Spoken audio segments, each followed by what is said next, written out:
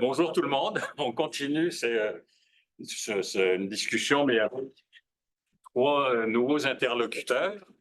Et là, j'ai dit à Thierry qu'on prenait une pause de 2 minutes, et lui, quand il en profite, il prend 5 minutes. Alors, la dernière fois, j'avais rendez-vous avec lui, j'ai écrit je vais être un peu en retard. Finalement, je suis arrivé à l'heure, il était plus tard. Je vais vous présenter brièvement. Donc, Daniel, vous êtes consultant en sécurité municipale et mandataire du réseau des conseils de sages de Montérégie. Vous allez nous expliquer ce que ça fait. Absolument. Et Catherine, vous êtes directrice de communication Rouge, Québec francophonie canadienne, qui est toujours impliquée dans toutes les crises partout, tout le temps. J'ai plusieurs amis qui ont travaillé là. C'est un peu roulant, c'est incessant. Donc, merci d'être ici. Et Thierry Libert. Bonjour. Il y a plusieurs chapeaux, mais celui que je préfère, il est membre du Conseil économique européen. Donc, il est au cœur des discussions et des enjeux de l'Union européenne sur tout ce qui concerne beaucoup, ce qui s'implique surtout sur la transition écologique. Il est aussi président fondateur de l'Académie des controverses et de la communication sensible, dont je suis vice-président et qui organise son prochain colloque à l'automne prochain. Et il était professeur à l'Université de Moulins, collaborateur scientifique au Wealth and Life. Et c'est un auteur prolifique qui a beaucoup écrit aussi. Tous les étudiants en communication connaissent les livres de Thierry sur la communication de crise. Alors, la façon dont on va fonctionner, c'est qu'on va vous demander à chacun de faire une présentation de l'ordre de 5 minutes sur les défis de l'intersectorialité. C'est pas sectionnalité, c'est l'intersectorialité en communication de crise. Ensuite, on va passer à un débat entre vous pour finir par les questions de la salle. Thierry doit nous quitter à 10h30 notre heure, donc dans 40 minutes, ce qui fait que s'il y a des questions pour Thierry, on va les lui poser. On va lui poser d'abord. Alors, écoutez, Thierry, est-ce que je peux te demander de commencer ton 5 minutes sur les défis de l'intersection. Les défis. OK. Alors, pour moi, le point de départ du sujet, j'ai pris une analyse que j'ai faite et que j'ai approfondie pour l'occasion sur l'étude de rapport de commission d'enquête. Et j'ai choisi cet angle pour deux raisons.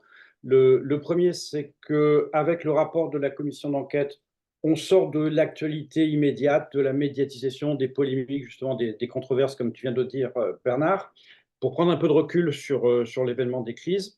Et puis le deuxième, c'est que les rapports des commissions d'enquête sont des documents en fait très peu étudiés et en fait qui sont ultra riches de plein d'informations. C'est souvent un travail assez considérable qui est effectué. Généralement, il y a plus d'une centaine de personnes auditionnées, toujours plus d'une centaine de pages. Ça prend en moyenne 1 ou 2 ans de travail. Donc pour moi, par rapport à notre sujet, il fallait vraiment essayer d'approfondir ça, avec le seul inconvénient, c'est que ça parle assez peu de communication, de crise, mais beaucoup de gestion, mais on va le voir, la com est toujours un peu en filigrane. Alors, l'étude, je l'avais faite sur plusieurs types de crises. Là, je me concentre uniquement sur les crises en lien avec des problèmes climatiques, météorologiques. Et comme j'ai que 5 minutes, je me concentre sur trois. C'est un épisode de tempête, un épisode neigeux et puis une problématique d'inondation. Épisode neigeux, c'est une tempête de neige. Les trois événements ont lieu en France.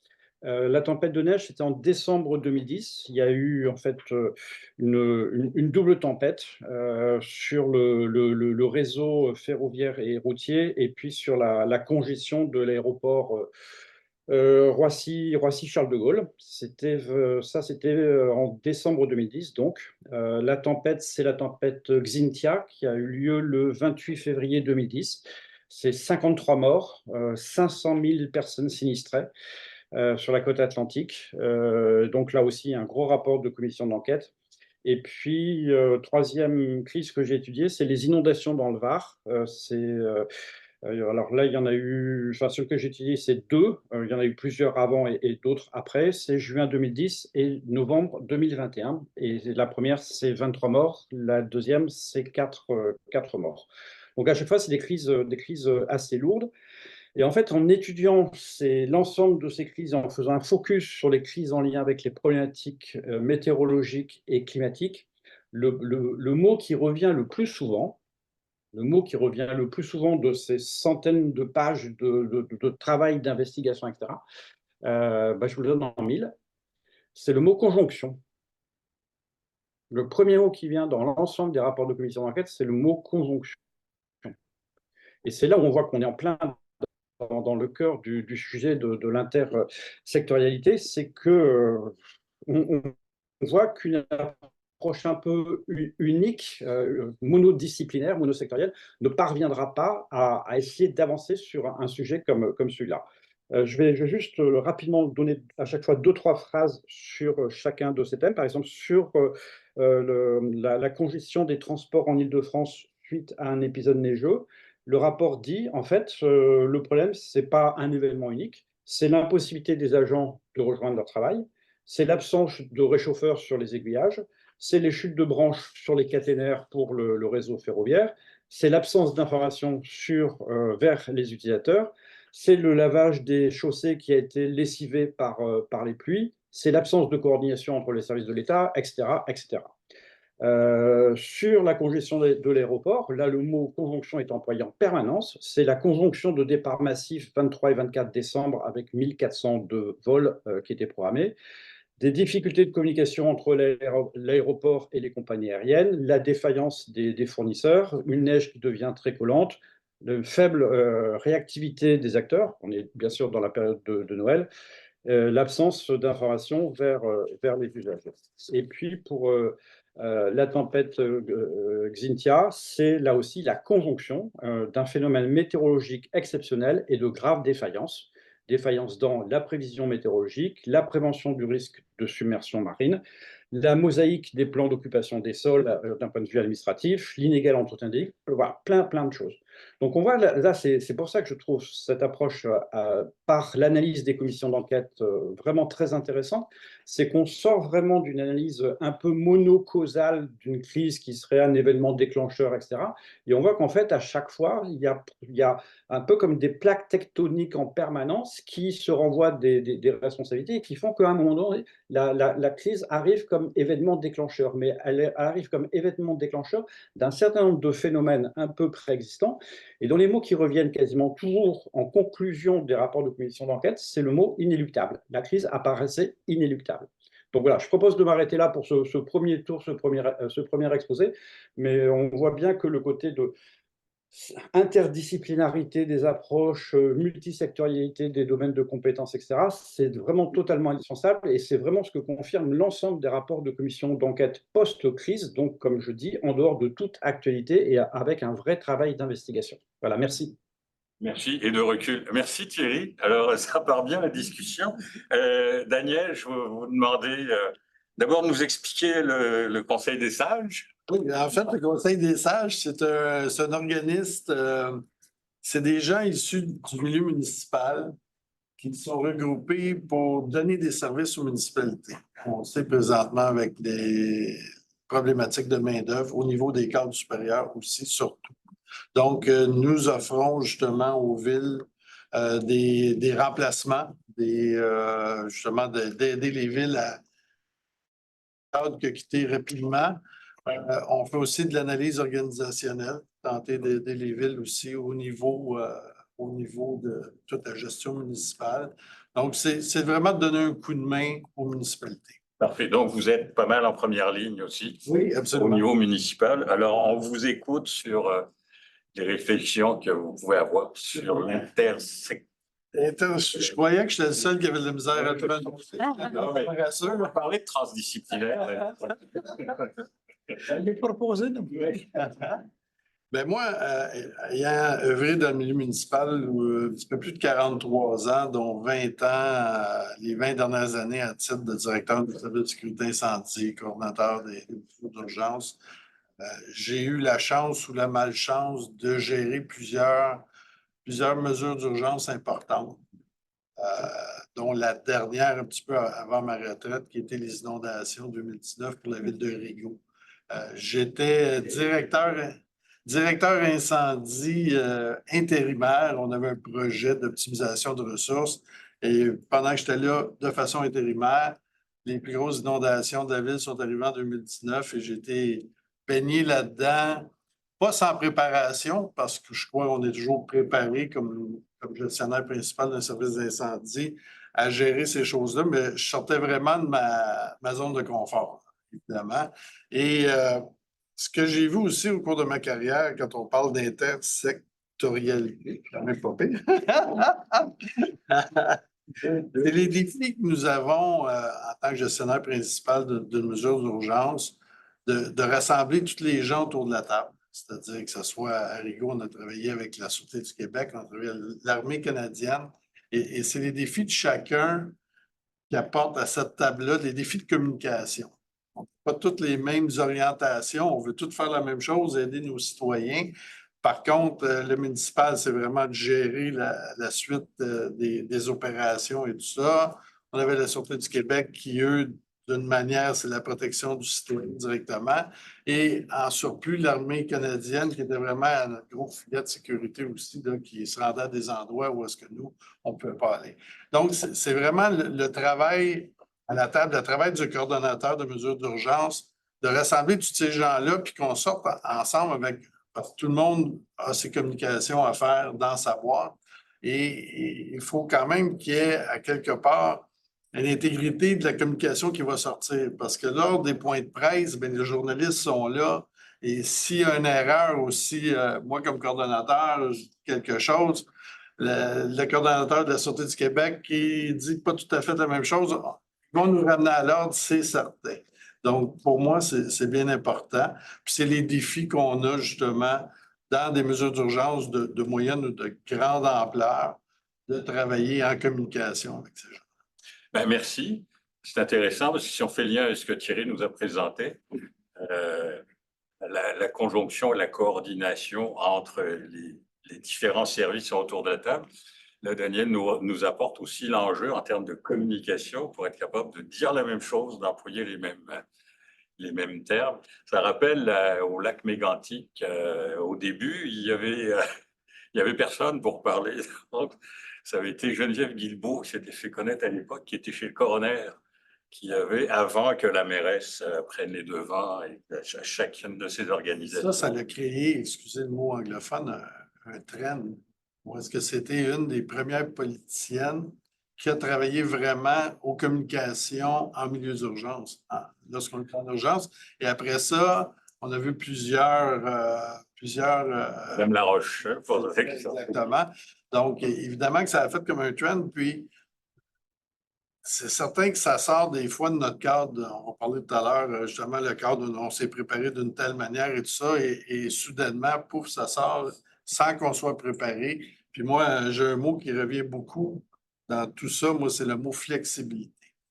On a un cadre qui est établi en communication avec nos directrices des coms et tout ça. Et à un moment donné, il faut être flexible, il faut tourner à droite, il faut tourner à gauche, parce qu'on veut rester dans ce cadre-là.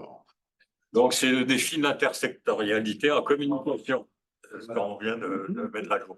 Catherine, à la Croix-Rouge aussi, c'est merci. au cœur de... Un petit mot. D'abord, la plupart des gens ici connaissent la Croix-Rouge à l'international, mais au Québec, en tant que tel, notre action s'articule autour des dimensions de la sécurité civile en matière de prévention, préparation, intervention et rétablissement aussi face aux urgences.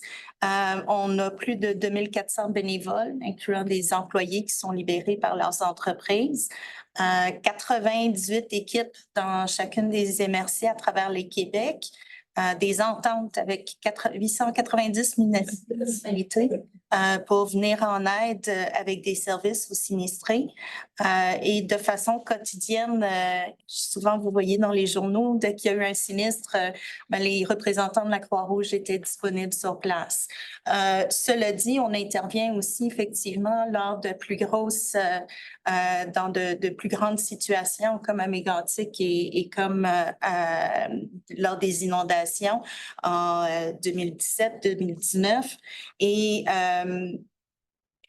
certainement, point de vue communication, il y a cette intersectorialité aussi. Effectivement, ce dont il faut se tenir compte, c'est, comme on disait, on doit se préparer à différents aléas et à une conjonction d'aléas. Alors, je sais qu'hier soir, hier après-midi, j'écoutais un peu en ligne et on parlait c'est pas juste de parler d'une crise en particulier, mais de tenir compte de l'ensemble des aléas que vive une population donnée au sein du territoire. Alors, ce qu'on va voir quand on prépare les communications en tant que telles, se rendre compte que la population n'est pas toute égale. Elles n'ont pas toutes les mêmes défis et les mêmes niveaux de vulnérabilité sur le territoire. Il y a flexibilité, mais il y a préparation au niveau des communications. Alors, de la même façon qu'on a des plans d'intervention d'urgence, on devra prévoir, nous, du côté communication, toute une structure d'intervention d'urgence et de communication en urgence. On se prépare à la Croix-Rouge avec une boîte à outils déjà préparée de messages clés, d'exemples de ce qu'on a déjà offert comme avis comme préparation de plans, de gabarits de communiqués de presse, de messages clés initiaux à la population. Et on établit aussi des structures de coordination, justement, parce que même à l'intérieur de nos opérations, on doit s'assurer que tant on est à la table des leaders qu'à la table de ceux qui gèrent les opérations au quotidien, qu'on retrouve les représentants nécessaires, même au niveau organisationnel, et s'assurer qu'on fasse la liaison avec le milieu communautaire et avec tous les intervenants au niveau de la communauté. Donc, je dirais qu'il y a une planification à faire à l'interne et s'assurer aussi oui, on passe en mode urgence, la préparation est faite, mais ce lien-là avec tous les intervenants, idéalement, on l'a fait à l'avance aussi. Alors, quand on connaît déjà notre vis-à-vis, on s'est déjà parlé une fois, on a déjà le numéro de cellulaire, on a déjà une idée de comment on s'enligne, mais ça va beaucoup plus vite pour dire, OK, voici comment on va agir. Alors, c'est des points que j'ai en... Juste un point à rajouter aussi, parce que vous avez un autre défi à la Croix-Rouge, c'est celui des dons, hein, qui est majeur pour vous, mais qui, en cas de sinistre, quand les gens sont prêts à donner, qu'il y a en même temps des rigolos qui essayent d'en profiter? Ben, dans le sens des dons en tant que tels, ce qui est un défi, c'est que souvent les gens veulent aider immédiatement. Alors, c'est d'avoir se poser la question dans notre structure de nos checklists de choses à vérifier. Est-ce qu'avons-nous besoin comme aide ou il faut s'informer parce que c'est pas nous qui le décidons. Mais quels sont les besoins en termes d'aide? Est-ce que nous allons établir un fonds d'urgence et préparer des messages de centre d'appel? Par exemple, ça fait partie de tout ce qui doit être préparé avant de même lancer une initiative. Alors, c'est beaucoup de préparation en continu, finalement, aux différentes éventualités. Oui, puis vous l'avez bien mentionné, de préparation, mais en même temps de collaboration avec les autres joueurs de la cellule de crise, si on veut. Exact. Plus on se connaît, plus on se fait confiance et surtout plus on se comprend. Je vais prendre les questions, je vais arrêter de vous interpeller. Oui. J'ai une question, mais ça va. Pour Thierry? Ça va être pour tous les trois, parce qu'on a vraiment deux systèmes complètement différents. Vous me corrigerez, la dernière fois qu'on a une commission d'enquête suite à un événement majeur ici au Québec, c'est pas vraiment une commission d'enquête. Bon, il y a eu évidemment, Jean-Bernard pourra en parler, c'est 1998 avec la commission Nicolet. On en a eu une aussi, mais qui était parce qu'on était dans une inondation transfrontalière avec la commission mixte internationale qui a fait un rapport d'ailleurs rendu l'année dernière sur l'inondation du Richelieu avec d'ailleurs les collègues d'Environnement Canada des universités. Et vous me corrigerez. Puis j'aimerais ça avoir votre point de vue, puis peut-être la réaction de Thierry qui nous disait tout à l'heure qu'il y a eu quand même des commissions d'enquête à chaque fois qu'il y a des événements majeurs en France, c'est inscrit dans la loi. Ça n'est pas dans notre loi ici au Québec. Nous n'avons pas eu de commission d'enquête à la suite des inondations de 2017-2019. Est-ce que c'est un frein? Si oui, pourquoi? C'est quoi l'avantage des commissions d'enquête, peut-être, Thierry? Thierry?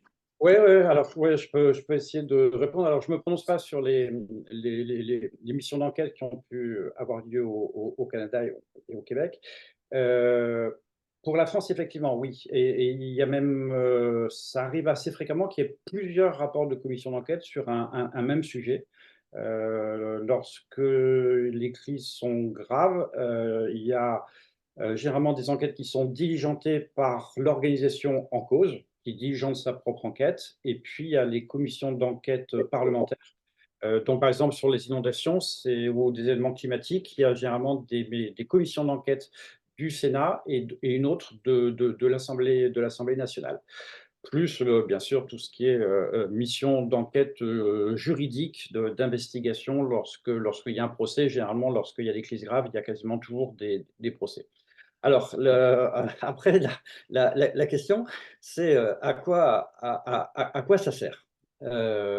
Alors, moi, c'est un truc qui m'a intéressé.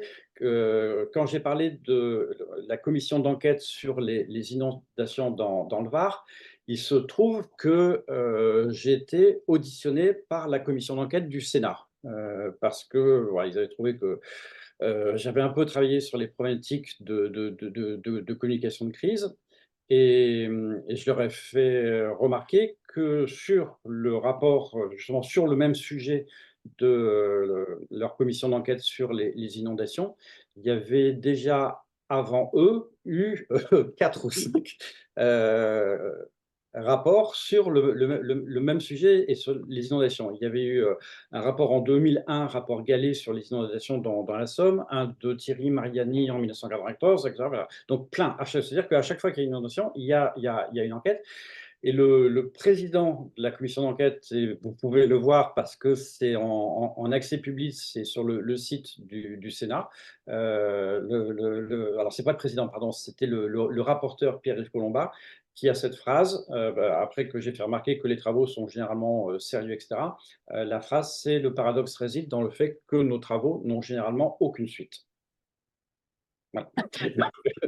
Donc, vous avez déjà un élément de réponse de quelqu'un qui connaît bien le sujet mieux que beaucoup d'autres parce que il en avait la responsabilité, c'est-à-dire le sentiment qu'il y a un travail à faire, qu'on va le faire sérieusement, mais que les rapports d'enquête finissent généralement dans les tiroirs. C'est-à-dire on a fait notre travail, il y a eu le rapport de la commission d'enquête, et puis c'est rangé, et ça n'empêche pas que d'autres crises arrivent avec le même type de causalité, et on a toujours du mal à passer du constat de la situation à engager justement un ensemble de procédures.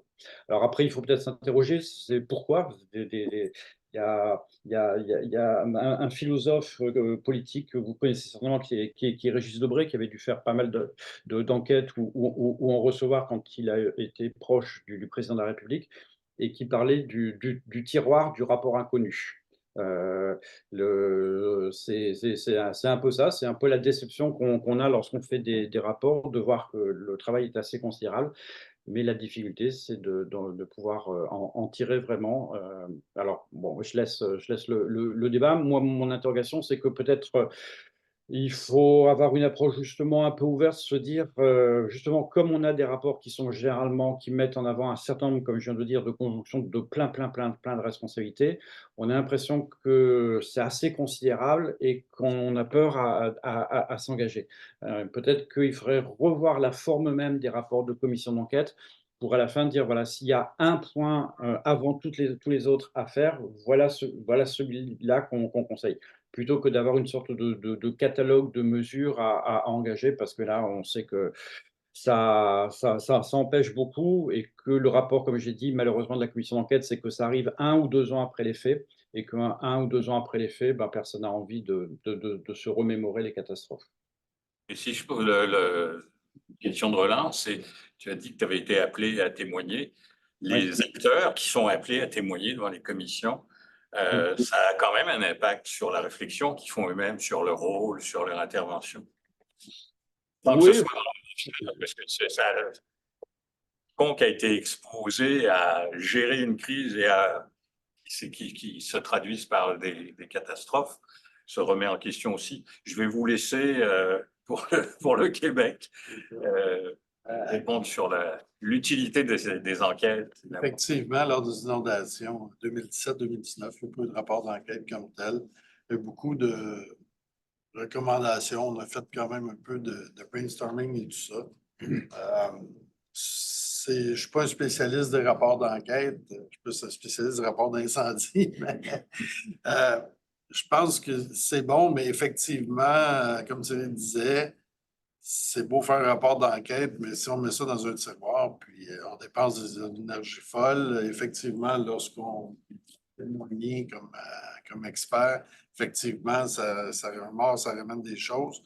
Mais pour moi, si vraiment c'est pour remettre dans un tiroir et avoir quelques recommandations qui peuvent s'en sortir sans plus.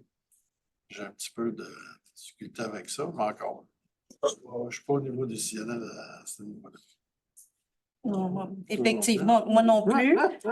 Mais la seule chose que je peux dire, c'est qu'au niveau organisationnel en tant que tel, et je suis sûre que c'est le cas de Daniel aussi, à la fin de chaque grande intervention, on va faire le tour de l'ensemble, faire une évaluation dès la dernière réunion du comité opérationnel d'urgence est de faire le tour des constats de ce qu'on aura appris lors de notre intervention et pour apprendre les meilleures pratiques aussi, parce que c'est pas juste qu'est-ce qui a mal été, il y a des façons de faire où il y a des nouveaux défis qui ont été reconnus. Si je prends le contexte de la COVID en tant que tel, on a un service qui existait ailleurs, mais qui s'est vraiment développé au Québec, par exemple, de groupes de relations communautaires. Alors, au-delà des communications, on a un groupe qui offre un focus de travail avec le milieu communautaire pour recueillir, établir des relations, comprendre le vécu et se rendre sur place lors des interventions pour avoir un impact justement sur les communautés à qui on demande un changement de comportement, par exemple. Alors, c'est des façons de faire qui évoluent dans le temps. Je comprends que c'est pas, ça serait l'idéal, c'est qu'on puisse le partager de façon plus libre. J'ai une collègue qui a participé à des publications, justement de retour sur le lac Mégantic, de retour sur différentes instances. Alors, c'est ça qu'on pourrait privilégier ce genre de communication comme maintenant aussi, que les gens puissent connaître les meilleures pratiques. Ce que je trouve bien avec la Croix-Rouge, par exemple, c'est que leurs manuels et rapports, même au niveau national, sont souvent partagés sur le site Web. On peut aller sur le site Web de la Grande-Bretagne et avoir un manuel d'expertise de meilleures pratiques sur la préparation des communications avec les communautés.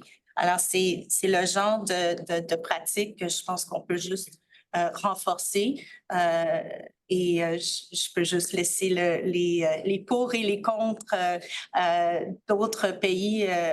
Je pense que c'est une forme de reddition de comptes, mais il y en a plusieurs. Juste mentionner, mais je vais juste... Actuellement, il y a une enquête du coroner en cours pour évidemment les deux pompiers qui sont morts à Baie-Saint-Paul. À ma connaissance, il n'y a pas d'enquête du coroner en cours pour les morts de l'inondation l'année dernière à Saguenay. Vous vous rappelez la route qui a été emportée. Mais c'est en général, quand il y a des morts ou quand il y a généralement un rapport du coroner. Mais comme ça a été mentionné, on aborde rarement les enjeux de communication. Et c'est un défi aussi qu'on a comme chercheur, d'avoir des connaissances, la connaissance sur les pratiques de communication, ce qui a été fait, et pas juste ce qui gagne des prix à des concours, mais aussi ce qui a été fait et qui a pas forcément donné les résultats escomptés. Alors ça, c'est un autre fantasme. Claude a une question. Une question ou un commentaire. Plaisir de vous voir. Monsieur Thierry, j'ai lu vos articles, je trouve ça très intéressant.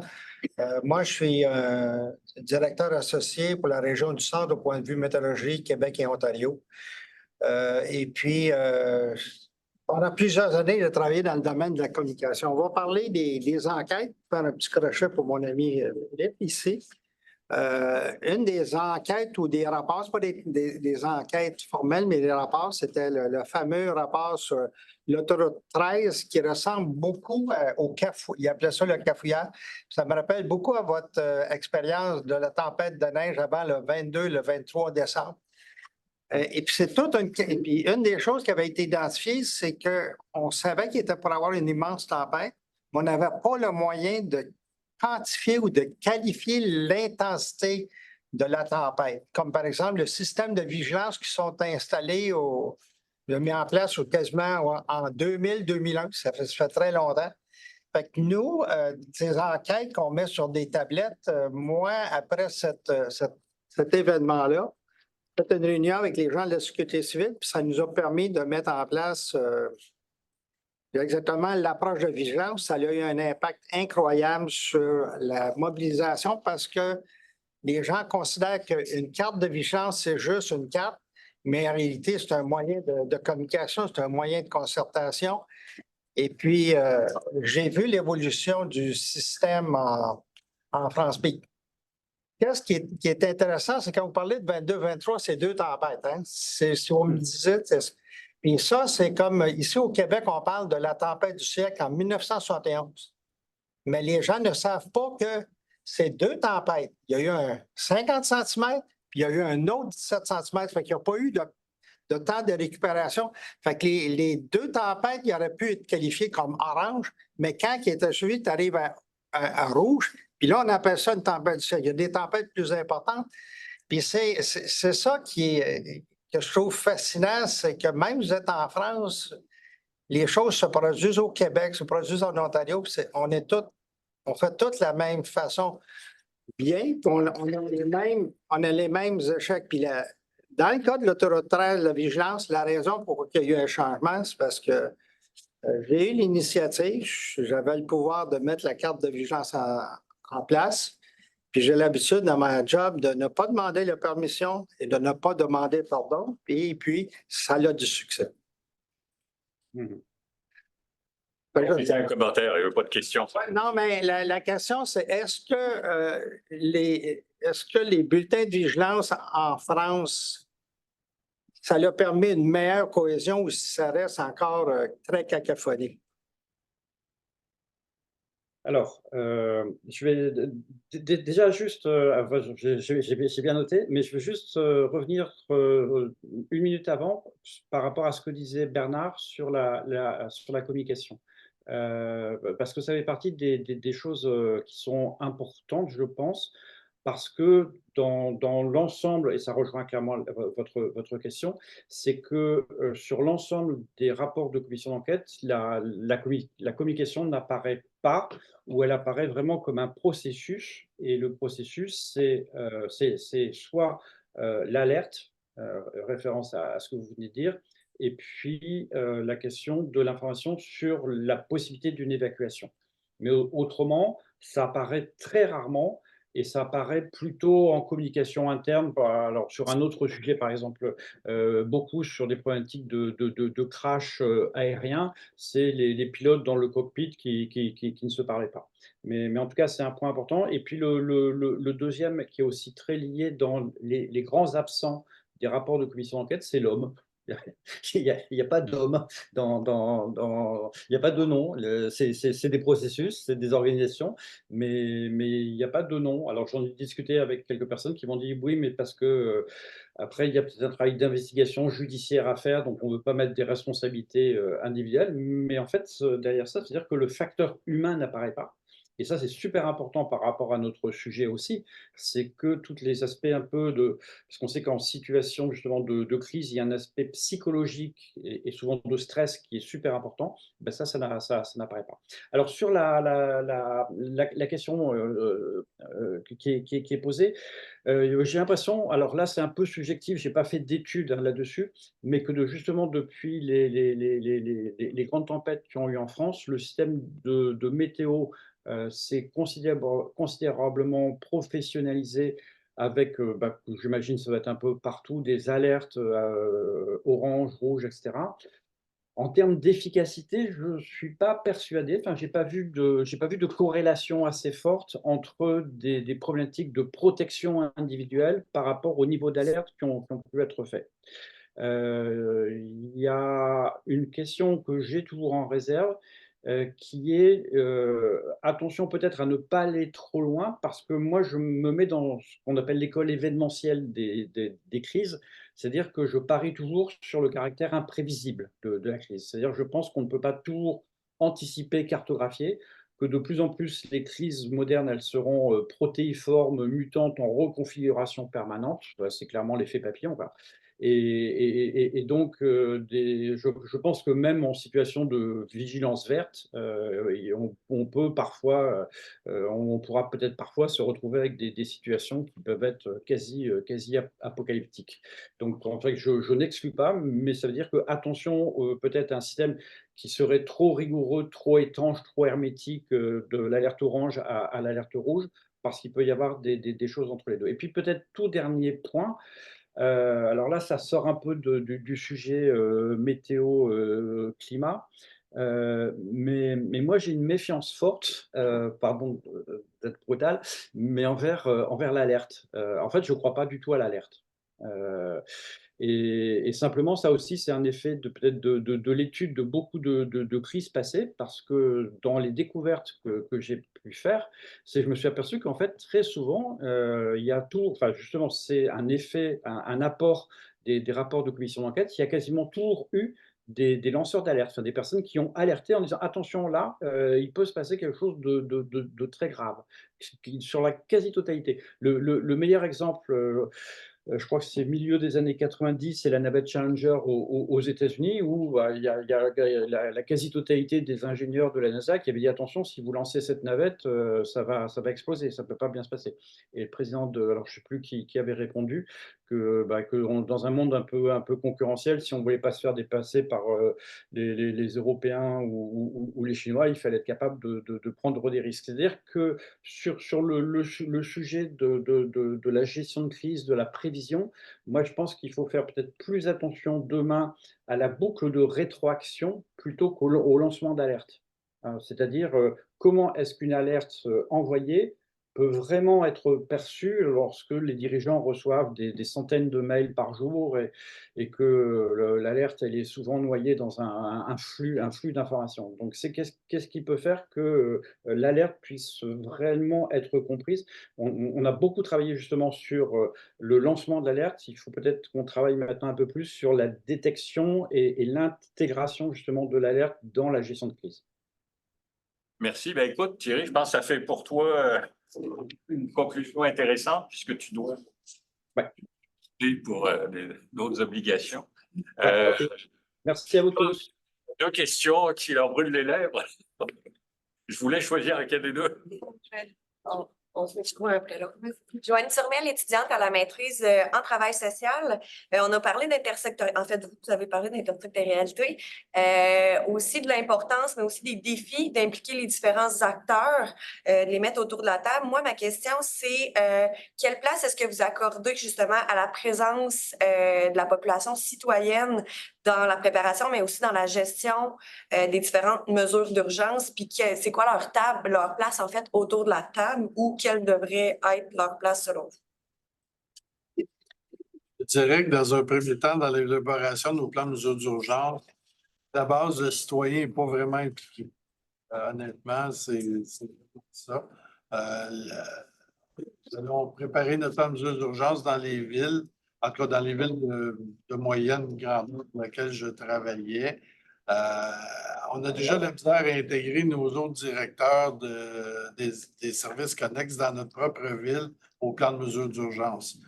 Lorsqu'on met ça en place, souvent, là, je me rapporte à une vingtaine d'années, le directeur avec le spécialiste faisait le plan de mesures d'urgence pour donner la brique aux différents directeurs qui regardaient ça, puis c'était la dernière chose qu'ils voulaient lire. Aujourd'hui, on les implique directement.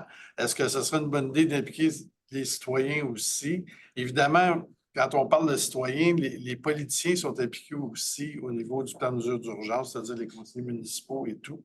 Donc, ils font la voix des citoyens aussi par rapport à ça, par leur rôle de politicien. C'est un peu moi ce que j'ai vécu comme tel. Lorsqu'on va faire l'élaboration de notre plan de mesures d'urgence, il y a les chefs de mission qui sont nos directeurs des communications, des travaux publics, de la police et tout ça. Et il y a une table aussi, le rôle et responsabilité des politiciens. Où est-ce qu'on les renvoie justement, parce que le rôle du politicien, c'est vraiment en mesure d'urgence, c'est de faire le briefing avec eux pour leur donner l'état de situation qui ensuite puisse donner aux citoyens de leur quartier et tout ça. Donc, c'est l'implication citoyenne que je vois là, dans l'élaboration de nos plans de mesures d'urgence. Catherine, quelque chose? J'ajouterais peut-être qu'il y a quand même une grande emphase avant ça, la préparation des urgences au niveau citoyen et au niveau individuel, familial, communautaire, les institutions en tant que telles. Je pense que le plus qu'une famille en tant que telle, que les familles dans un quartier et autres commencent à se parler des besoins dont ils ont, je pense que ça permet des communications justement avec les autorités pour savoir correspondre à des réalités qui peuvent être différentes. Une résidence pour personnes âgées, par exemple, va avoir une réalité bien haute ou une école. Un de nos scénarios que j'ai fait il y a quelques semaines, on a mis une école avec des enfants sourds et muets et une autre avec beaucoup d'immigrants qui ne parlaient pas la langue, qui étaient en intégration. Alors, c'est beaucoup de réalités différentes auxquelles il faut se préparer. Je pense qu'il faut reconnaître le rôle individuel et des communautés à se préparer et à outiller à se préparer. Je pense que c'est cet élément-là qui va permettre les conversations avec le temps aussi. Parce que le plus qu'il y a une séquence d'événements, il y a une connexion qui se fait justement entre les plans individuels, communautaires, municipaux.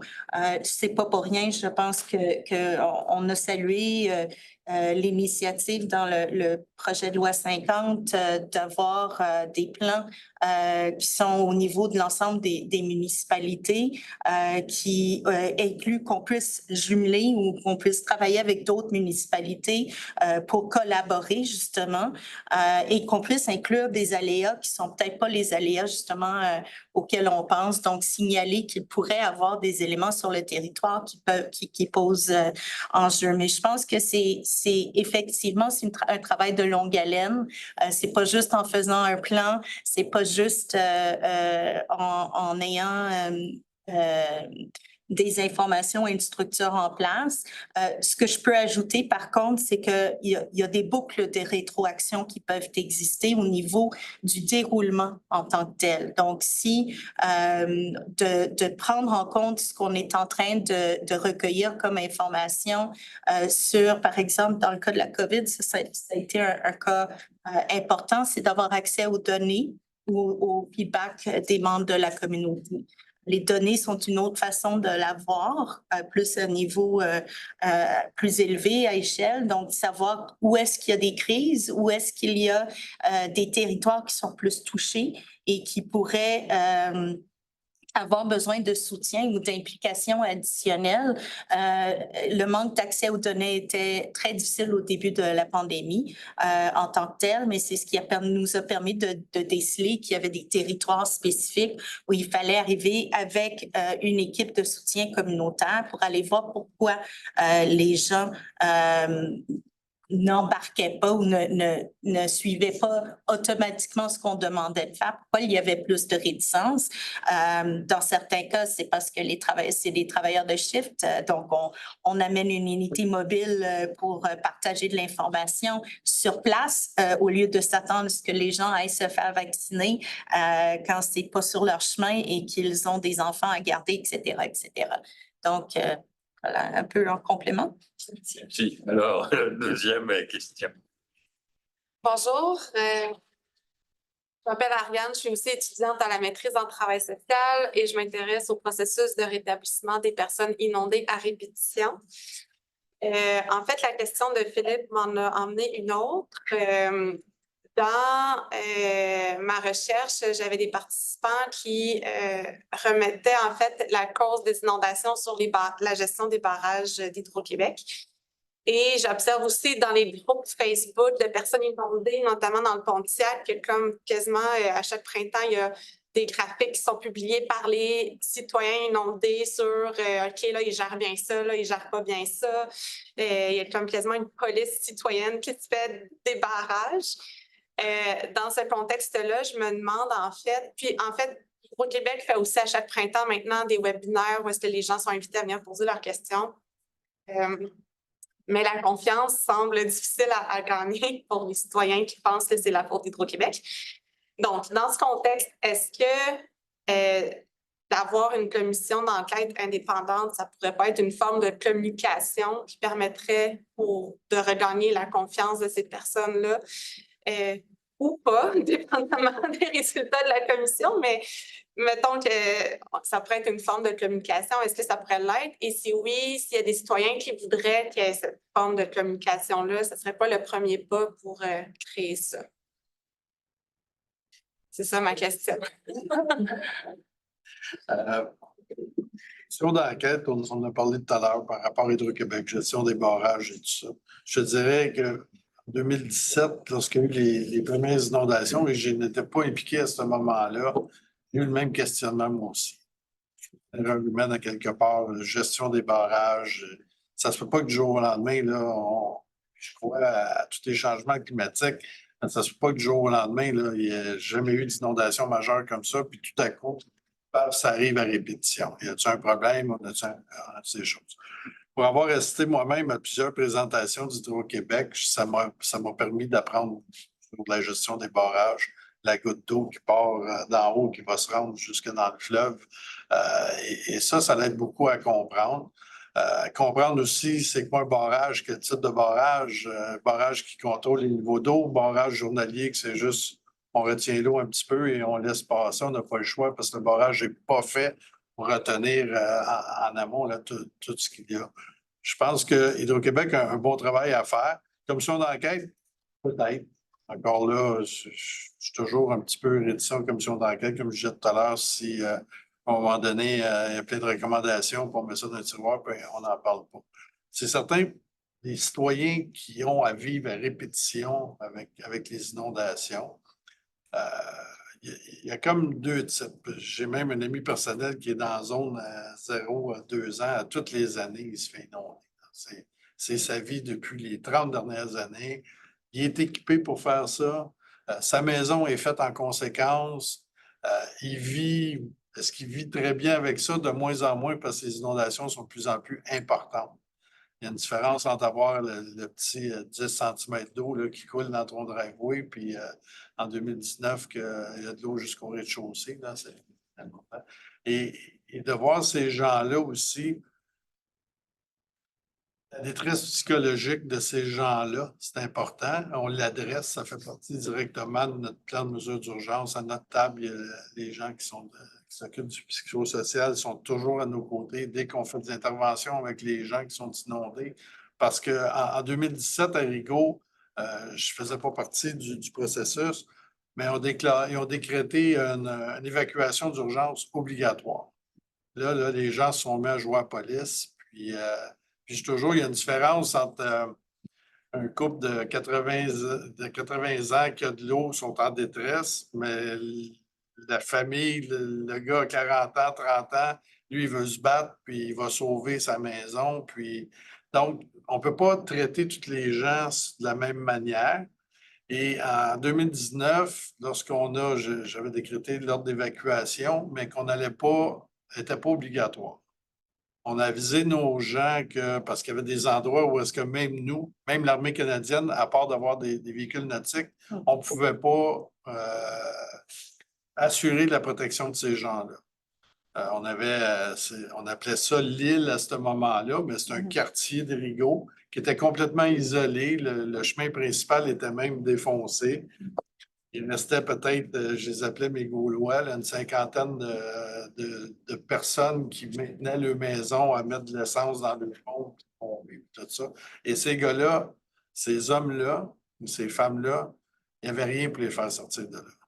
On les aurait mis des menottes pour les sortir parce que pour eux, ils défendaient bec et ongle leurs biens, ce qui est le plus important, qui est leur résidence. Pour en revenir avec tout ça, c'est de travailler avec les gens, c'est de leur faire comprendre. J'en ai fait à peu près une quarantaine en 2019 avec des journalistes. C'est d'essayer d'amener les gens à comprendre que malheureusement, de toute façon, avec la longueur de l'événement, vous allez finir par casser. Vous allez devoir quitter. Sauf que vous allez arriver vraiment au bout de vos forces. Puis vous allez devoir quitter après avoir gardé votre résidence une trentaine de jours, 24 heures par jour à essayer. C'est très difficile, ces gens-là, mais il faut les amener à comprendre le pourquoi. Les rencontres avec Hydro-Québec en ont fait régulièrement. Les gens venaient aussi, puis je pense que c'est important. Ça fait partie de... Parce qu'on veut toujours trouver un coupable. Mais malheureusement, les changements climatiques, les coupables, c'est nous autres peut-être, quelque part. J'ai des éléments de réponse. Vous me permettrez, comme Thierry est parti, on va siéger sur plusieurs cellules de crise. Et on a parlé tout à l'heure du facteur humain. Une cellule de crise se mobilise quand il y a une alerte potentielle. La première où j'ai été, c'était sur l'époque de l'an 2000, il y a peut-être parmi vous qui s'en souviennent, mais c'était une catastrophe appréhendée le 31 décembre 1999. Donc, toutes les organisations avaient mis sur pied des cellules de crise. On se mobilise en l'attente d'un événement qui pourrait arriver, mais puisque la crise n'est pas déclenchée. Donc, c'est plus le fun, hein, parce qu'on se prépare, on travaille ensemble, on fait des scénarios, on divague un peu. Puis, on arrive au moment où, là, l'événement survient. Dans le cas de Boc de l'an 2000, il ne s'est rien passé. Ça a été une soirée le fun parce que c'était le 31 décembre, mais c'est tout.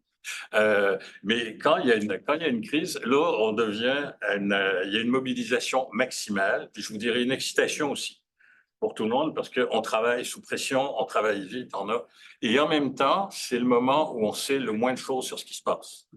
Parce que toutes les organisations sont toujours aux prises, puis c'est la même réaction, ça se peut pas. La première réaction qu'on a face à une crise, ça se peut pas que ce soit aussi catastrophique, aussi grave. Il y a un avion qui est rentré dans le World Trade Center. On pensait que dans cet avion qui était rentré, comme ça peut arriver, avant de voir la catastrophe. Donc, il y a cette tendance naturelle à nier, ensuite à ne pas avoir d'informations sur la situation et donc à être à un maximum de stress parce qu'on a beaucoup de questions. Il y a les médias qui sont après nous et on n'a rien à dire. On ne sait pas ce qui se passe. Et plus ça avance, plus on va savoir ce qui se passe, mais moins ça va devenir intéressant parce que la crise va se résorber. Et quand une crise est résorbée, c'est-à-dire qu'on vient à la normale, on va sans doute en parler cet après-midi. Pour les principaux acteurs, ça vient plate, on s'y intéresse plus, on est passé à la prochaine urgence.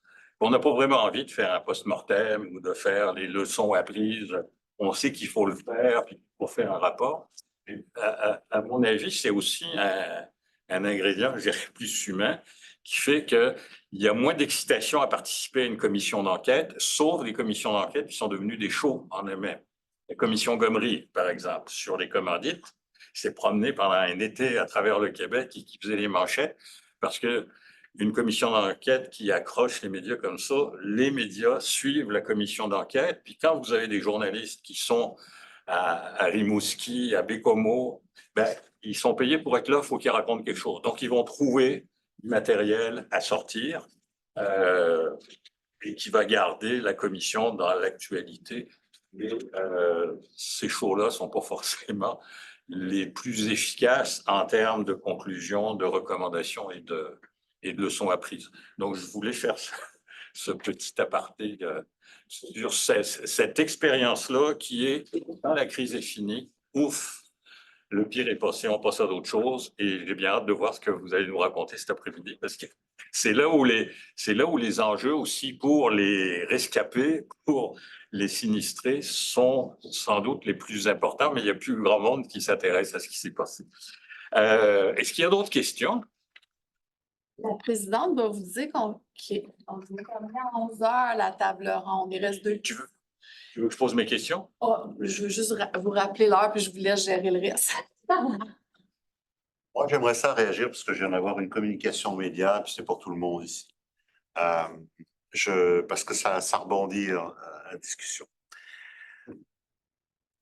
L'avantage ou pas d'une commission d'enquête, on ne rentrera pas là-dedans. Par contre, de plus en plus, ça a été mentionné par Thierry et aussi Emma, on a des événements qui sont de plus en plus fréquents. Là, en ce moment, on est tous sur les feux de forêt. Le message des médias vient à propos des feux de forêt. Et je vais vous donner un exemple. Ça a été parce que les chercheurs se sont mobilisés. Ça aurait été le fun d'avoir des gens qui travaillaient sur l'intervention. Je ne parle pas de la Croix-Rouge, quoique on aurait pu travailler ensemble. Puis là, d'ailleurs, ça vient de sortir dans les médias, fait que je vous partage. Puis ça revient un peu à la question que tu avais tout à l'heure. Tant et aussi longtemps qu'on ne transfère pas l'information au grand public et qu'on ne fait pas l'exercice de dire qu'est-ce qui s'est passé, forcément, il y a des gens qui se posent des questions. Okay? Forcément. Surtout avec l'augmentation du nombre d'événements. À un moment donné, il faut qu'il y ait quelqu'un qui fasse la job.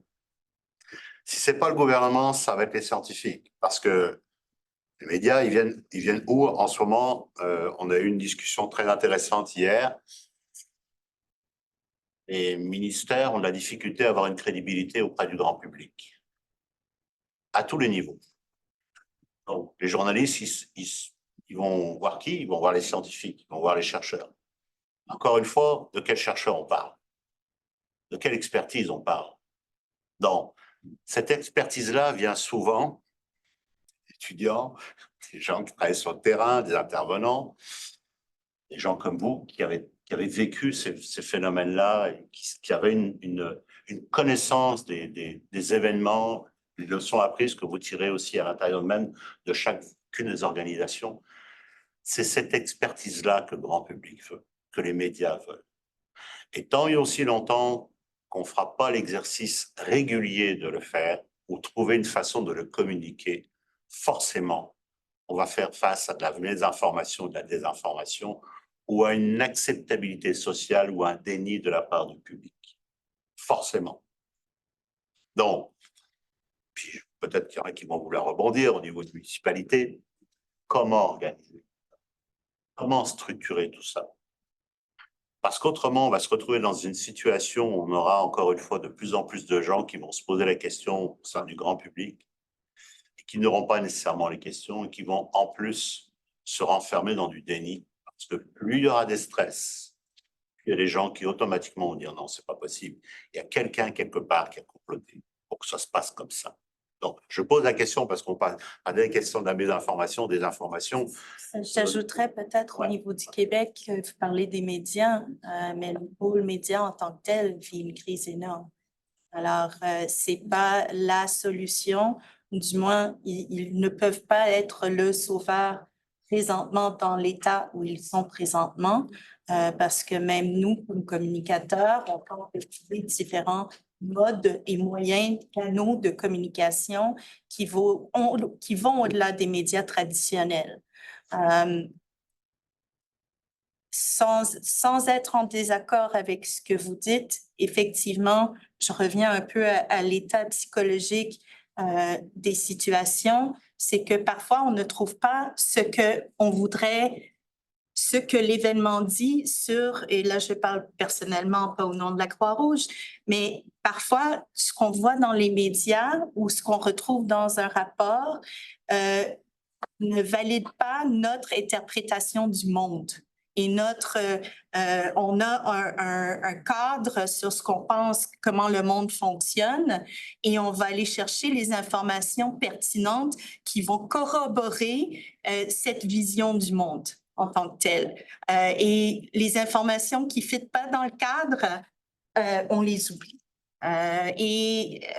Donc, il y a quand même, je ne peux qu'être en accord avec le partage additionnel d'informations, mais je dis juste que le partage additionnel d'informations ne veut pas automatiquement dire que tout le monde va être rassuré. Parce que même quand il y a des rapports sur rapports d'enquête, certaines personnes peuvent ne pas trouver leur compte parce qu'ils ne peuvent pas croire que ça s'est passé comme ça.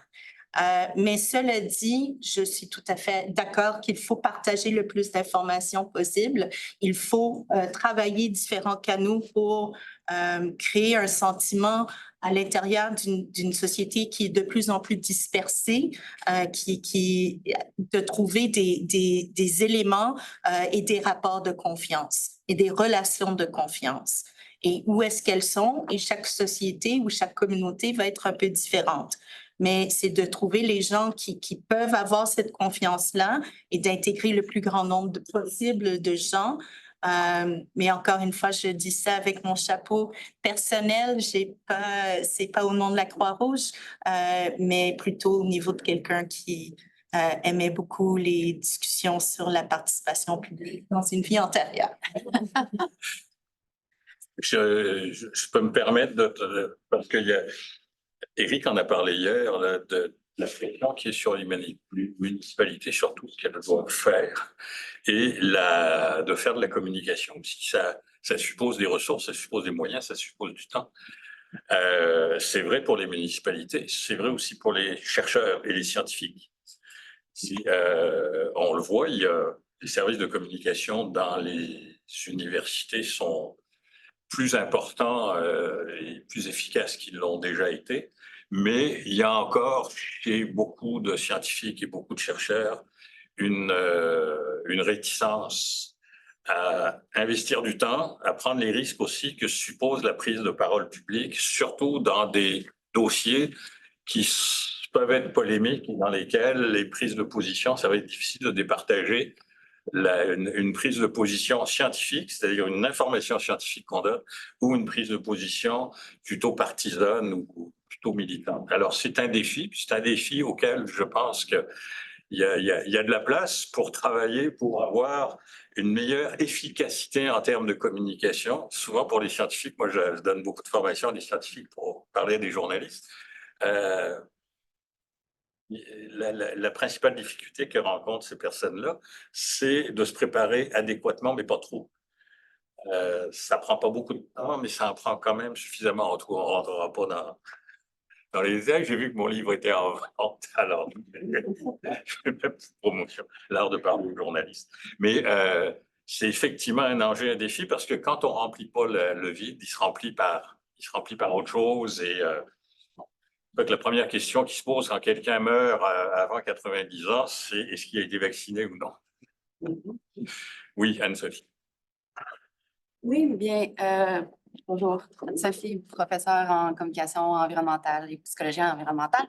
Ben, c'est juste pour rebondir, en fait, là-dessus, c'est que c'est l'idée de, oui, diffuser, bien, c'est super important, mais ça reste dans le cadre du modèle de déficit de l'information en pensant que plus d'informations va aider à mobiliser, à amener les pratiques, puis c'est faux. Ça a juste été démontré, ce modèle-là ne suffit pas à mobiliser les gens de communication. Puis c'est là où on peut faire des liens avec ce qui s'est dit hier aussi, mais qu'est-ce que vous venez de dire aussi sur la participation citoyenne, c'est les approches participatives, c'est les réseaux sociaux, les vrais, pas numériques, mais les liens sociaux, les échanges, les participations citoyennes, les approches bidirectionnelles de dialogue avec les différents acteurs, actrices, soit en sécurité civile, mais citoyens, citoyennes. Ça va être là la clé, en fait. Donc, basé sur des données probantes sur ce que les scientifiques peuvent et doivent dire dans la sphère publique, mais aussi transformer le mode relationnel de communication pour aller chercher vraiment puis discuter avec les gens et pas seulement y aller top-down.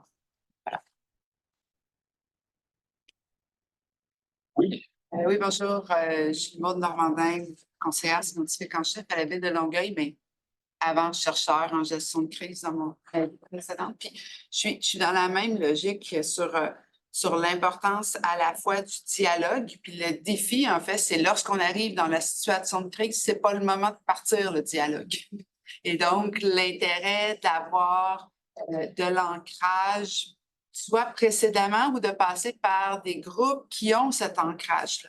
Et moi, je trouve que le meilleur exemple que je donne parfois aux étudiants sur la part que les citoyens peuvent avoir, c'est un reportage qu'a fait Radio-Canada sur une initiative qui avait pris la santé publique durant la COVID, où ils sont allés dans des groupes de soutien à l'analphabétisme pour dire voici nos messages de santé publique là, sur le masque, la vaccination, etc.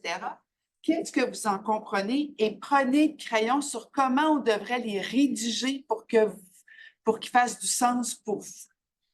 Mais je pense que dans un cas de COVID, ben, on avait le temps parce que la crise s'étant allongée. Mais c'est un exemple de type d'approche où on dit pas, on demande aux gens qu'est-ce que vous en comprenez, puis comment, en fait, je peux adapter le message, puis ils tiennent le crayon avec nous. Et ça, c'est difficile pour une administration publique que de partager le crayon avec un groupe.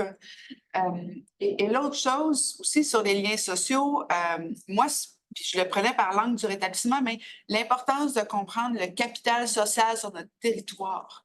Donc, en fait, les liens sociaux de bonding, donc les gens, c'est vers qui vont se tourner pour avoir de l'aide? Est-ce que c'est leurs voisins? Est-ce que c'est ceux qui sont en situation isolée parce qu'ils viennent de déménager, par exemple, ils n'ont pas de lien avec leur territoire? Est-ce qu'il y a une fraternité de territoire? Est-ce qu'ils ont des liens sociaux? Et également, bonding, bridging, puis linking. Donc, c'est quoi leur niveau de confiance envers les autorités? Est-ce qu'ils écoutent l'autorité? Et pour les gens qui n'ont pas ce lien de confiance-là, passer par les commissions d'enquête serait peut-être pas la bonne façon, mais pour ceux qui ont déjà un lien de confiance envers les autorités, là, je pense que les commissions d'enquête pourraient servir de réponse. Mais il faut passer par d'autres types de liens pour les personnes qui ont perdu ce lien de confiance-là avec les autorités, notamment. C'est bon. On commentaire, mais le défi, c'est de le construire à long terme. Puis, vous le disiez souvent, là, la gestion de crise, ça encore, on pense qu'il ne faut pas mettre nécessairement de ressources ou de temps là-dedans. Pourtant, c'est une gestion horizontale et sur le long terme. Une question du public. Alors, une question en ligne. J'aimerais avoir plus d'éléments concernant la communication sur la gestion des barrages en temps de crue au Québec. Comment répondre aux citoyens qui ne comprennent pas pourquoi ils sont inondés à chaque printemps tandis qu'ils pensent être protégés par un barrage? Quelle approche privilégiée? 6 minutes. 6 minutes pour répondre à ça. C'est un grand défi. Je crois que la municipalité de Rigaud, suite aux événements 2017, d'informer les citoyens le plus possible. Et ça fait partie des rencontres au Québec et la gestion des barrages et tout ça. Par contre, le citoyen comme tel, oui, il va dire gestion des barrages, y a-t-il des erreurs, y a-t-il quelque chose? À un moment donné, lorsque les intervenants démontrent que non, il n'y a pas vraiment eu d'erreur, la crue a été causée par la forte accumulation de neige, une fonte rapide. Le barrage que vous avez juste en amont, ben c'est pas vraiment un barrage, c'est juste une centrale hydroélectrique qui l'eau va au courant de la journée. Donc, souvent, puis même moi qui étais chef pompier à quelques kilomètres de Rigaud, j'en ai appris beaucoup. Parce qu'effectivement, on voit un barrage. Un barrage, c'est simple, ça retient l'eau. Mais non, ça ne retient pas l'eau. C'est le barrage de Carillon, par exemple, ne retient aucune eau. Le débit qui en sort, c'est le débit qui rentre et on va vivre avec. La chose qu'on a, ben, avec les experts, on est capable de le calculer, on est capable de prédire avec les experts, c'est une plage de 24 heures, qu'est-ce qui va se passer? Et ça nous aide dans une organisation du ressource à gérer ça. Mais pour le public comme tel, c'est pas évident. Et même parmi nos citoyens, à un moment donné, je pense que la nature humaine, on cherche un coupable. C'est simple. OK. Donc, Québec vient de nous dire, bon, ben, la ville, d'abord, vous en faites passer pour nous autres. Mais la ville, on se prépare, ben, il y a des conséquences. On est géré par le ministère de la Sécurité publique. On a plein de choses. Et en plus, à la fin, on parlait du psychosocial tout à l'heure. Personne vient d'être inondé pendant la dernière, en 2019, là, on est en mesure d'urgence à Rigaud, près de 56 journées, je crois, en ligne.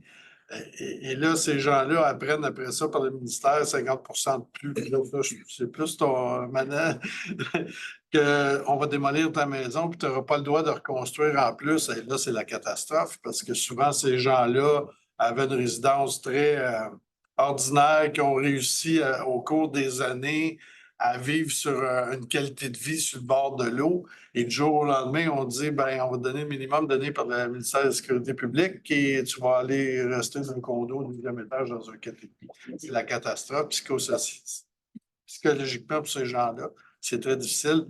Donc là, ils vont se revirer de bord parce qu'ils cherchent un coupable et là, ça va être la ville.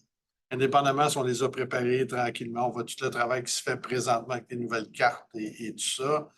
Les gens ne veulent pas quitter, les gens sont ancrés là. Et je disais tout à l'heure, mon ami qui se fait inonder à tous les ans, ben, en 2019, quand je suis allé le voir en chaloupe, puis il était dans sa maison, il me disait, Dan, je vais vendre cette maison-là, je ne suis plus capable. Puis dès que le printemps est arrivé, que les fleurs sont sorties, puis il disait, c'est la plus belle place au monde.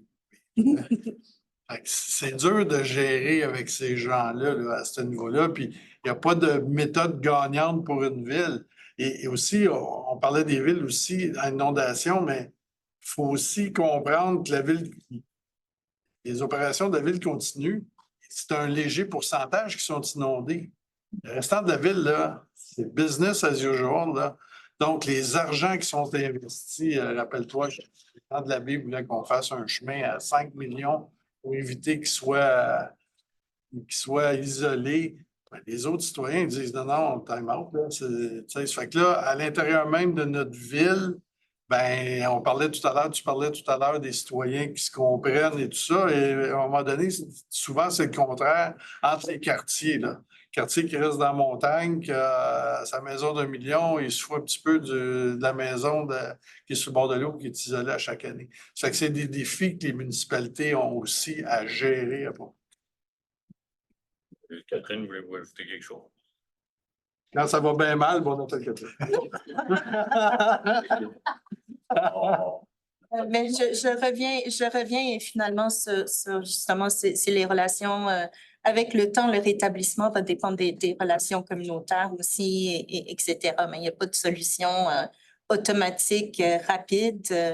Je pense que c'est un travail de longue haleine pour comprendre les risques et aussi comprendre, et c'est très difficile pour nous de comprendre la quantité d'aléas qu'on vit présentement et sans référence dans notre existence. Alors, et la fréquence et la variabilité juste des enjeux climatiques auxquels on ajoute tout le reste, les difficultés de communication, la rapidité avec lesquelles l'information change, justement. Alors oui, on peut voir comment mieux communiquer et communiquer de façon adaptée aux personnes en question. C'est certainement la meilleure façon de procéder, mais ce sont des choses qui prennent du temps et un investissement spécifique. Et c'est deux choses qu'on a peut-être le moins présentement à bien des égards dans notre société. Je mettrai un petit commentaire personnel. La réaction habituellement des responsables, de gestionnaires, quand ils se font questionner sur est-ce qu'on est exposé à des risques, inquiétez-vous pas, brave gens, dormez tranquille. On a ça en main. Ça, c'est la meilleure recette pour qu'on écoute à peu près n'importe quoi. Et c'est fascinant quand des organisations prennent la peine ne pas donner cette réponse-là, mais donner des explications. Un barrage, c'est quoi? Hein, 2-3 dessins, ça repose comment? Il y a des risques, oui, mais voici comment on mitige ces risques-là. Si vous voulez en savoir plus long, cliquez ici. Allez. Mais c'est beaucoup de travail de faire ça. Mais à mon avis, c'est un terrain de jeu fantastique si on veut développer un peu plus de résilience, c'est que cette information-là soit accessible, soit disponible. Souvent, avec Claude, la météo.